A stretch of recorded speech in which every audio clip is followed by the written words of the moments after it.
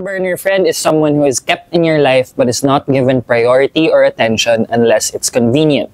The term comes from the metaphor of putting something on the back burner of a stove, keeping it there but not actively focusing on it. Para mas magets nyo here the characteristics of a back burner friend. They're low priority, convenience-based, there's a lack of effort, and it's kind of one-sided. So, may ganyan ba kayong kaibigan sa buhay niyo? Hindi ko may nagawa akong ganyan sa kaibigan ko. Yung parang, Hindi ko may nagganyan. oo, Ako kasi din. parang Ako din, may tinawag ko ganyan lang na nung din. kailangan ko. Tapos nung okay naman ako, hindi ko siya naaalala. Okay, may friend na yung parang hindi ko siya first choice na ayain mag-ML, pero pag wala nang ibang gustong paglaro sa akin, sige siya na lang, kasi di siya masyadong magaling. Grabe. Low priority ko siya. Pero pag convenient, sige, ikaw na lang. Ang sama naman natin na tao pala, no? Pero huwag kayong magbida-bida dyan, huwag kayong for sure may ganyan din kayo. May Oo. reason din eh. For example, sa amin nung friend ko si Lori, hi Lars, college friends kami, tapos parang grabe study buddy, siya talaga yung tumulong sa akin college days, mas talino niya eh. Basta siya yung parang kasangga ko sa lahat ng pagsubok ng buhay nun. And then suddenly, nang nandito na ako sa Manila, nahirapan ako hindi kasi ako ma-text, hindi ako pero nasa social media naman ako palagi. Hindi lang ako ma-update na tao. So, hindi ko na siya na-update. Tapos parang ngayon, pumupunta naman siya sa akin. Pero alam mo yung kung may problema ako, mas pipiliin kong hindi na sabihin sa kanya. Mas piliin kong isasarili ko na lang. Parang, minsan hindi naman natin intention na gawin silang back burner. Siguro sa circumstance lang natin na pinagdadaanan natin sa buhay ngayon. It could also change. May ganyan din ako na friend eh. Tapos parang magkasama talaga kami for years ng childhood ko. Parang mid-high school, ganun. Magkasama talaga kami lagi. Tapos, super close pa rin naman. I can say na real friend ko pa rin naman siya. Pero ever since I moved din dito, talagang di na kami nagkikita. Kakamustahan na lang paminsan. 2 years na rin kami di nagkikita. Wala, ganun. Like, life happened.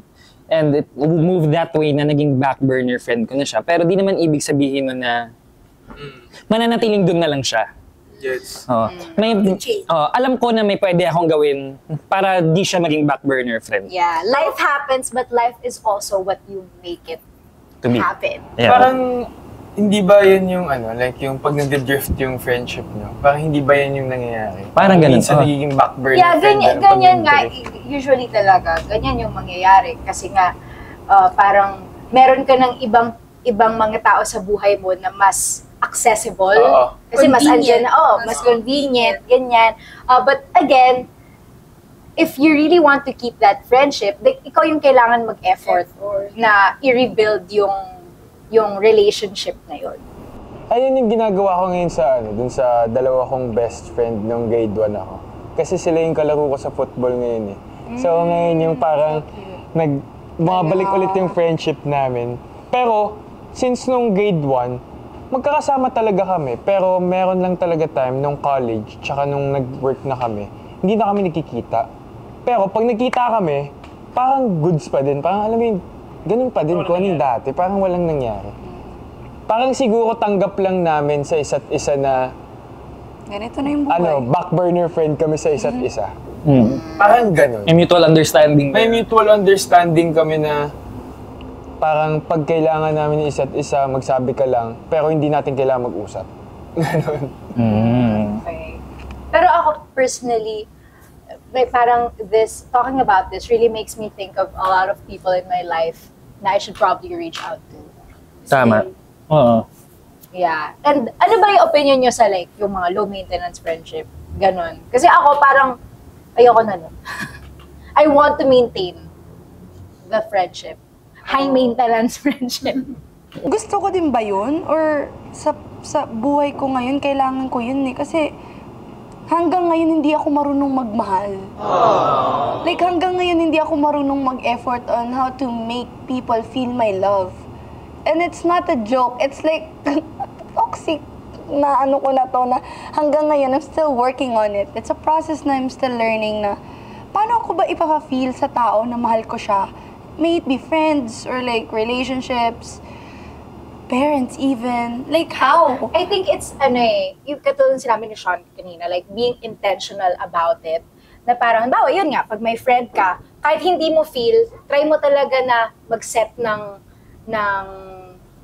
like, call, tawagan mo siya at this time, or like, mag-set ka ng gala with this person and really follow through on that. Kahit tinatamad ka, kahit feeling mo wala kasi kayong siguro, pag-uusapan. like, pagod ka the whole week, like, may work ka daily, tapos, syempre pag pagod ka, tutulog mo na lang, di ba?